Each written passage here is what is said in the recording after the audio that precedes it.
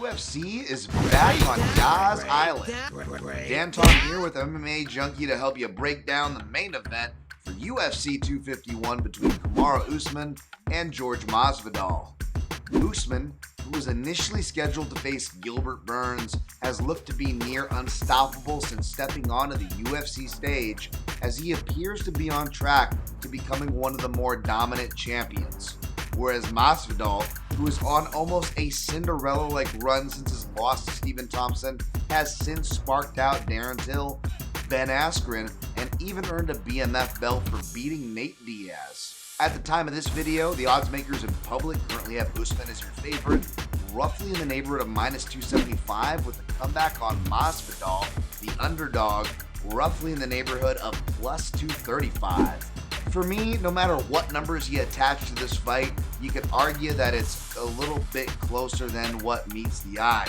Sure, Masvidal is taking this fight on very short notice, 6 days to be exact. Sure, we are amid the pandemic era. However, at the beginning of this pandemic, Masvidal was doing interviews with colleagues of mine from MMA Junkie saying that he was going to be staying ready should an opportunity like this arise. And apparently, he's put his money where his mouth is, according to those like Dustin Poirier, who claims that Masvidal was his main sparring partner for his recent main event for the better part of 5 weeks, as well as other reports of Masvidal flying in high-level wrestlers like Bo Nickel over the past weeks to help work with him and help him proverbially prepare for such an opportunity to arise.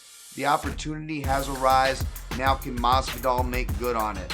It's hard to bet against him. My heart's going to be rooting for him, but it's also hard to bet against Usman, who I feel like his corralling and suffocating style will provide problems. However, Usman cannot take too much comfort in those wrestling spaces, because it is in those wrestling spaces where Masvidal is underrated, where Masvidal has strikes off the break and could easily turn the tables. For the result, we're just going to have to wait until this Saturday for the details. Check out my written breakdown at MMAJunkie.com, as well as keep it locked MMA Junkie for results all week long.